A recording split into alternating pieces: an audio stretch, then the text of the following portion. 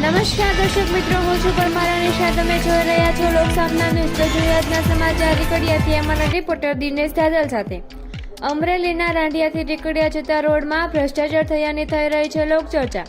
રોડનું નબળું કામ અને નવાઈની વાત એ છે કે રાંડિયા અને રીકડિયા વચ્ચે અંદાજે 2 કિલોમીટર જેવા ભાગમાં રોડ બનાવેલ જ નથી, તેમજ નાળા બનાવેલા હોય તેવા આજુબાજુ પુરાણ કરવામાં આવેલ જ નથી. તો શું કોઈ મોટા અકસ્માત થાય તેની રાહ જોવાઈ રહી છે?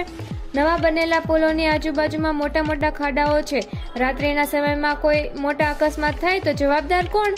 આ બાબત રીકડિયા ગામના સરપંચશ્રીને ફોન કરતા તેમણે જણાવ્યું કે હું બહાર ગામ છું અને આ બાબતે કંઈ પણ કહેવાની ના પાડી. ત્યારબાદ ગ્રામ લોકોએ સંપર્ક કરતા જણાવ્યું. તો સાંભળો શું કહે છે ગામના લોકો.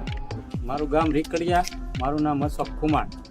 રીકડિયાથી રાંડિયા જતો રસ્તો છે તે વચ્ચે 1 કિલોમીટર જેટલો હાવ મૂકી જ દીધો છે અને કામ તદ્દન એમાં બાકી છે. પછી રીકડિયાથી જે પુલ પાદરમાં છે તે સાઈડમાં જે ડિવાઈડર આવે છે લોખંડના તે બનાવેલા નથી.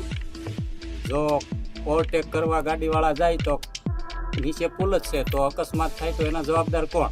એવા 2 પુલમાં કામ મૂકી દીધેલું છે અને આગળ જતા 1 કિલોમીટર તદ્દન હાવ કામગીરી રોડની કોઈ પણ જાતની કરી જ નથી અને હાવ નબળી છે. અને આ કામ તાત્કાલિક પૂરું થાય એવી અમારે મુખ્યમંત્રીને સરકારને રજૂઆત છે.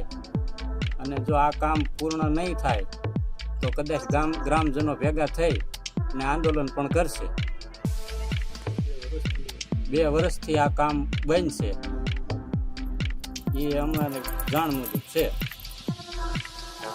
તો ફરી મળીશું એક નવા સમાચાર સાથે. ત્યાં સુધી જોતા રહો લોકસામના ન્યૂઝ.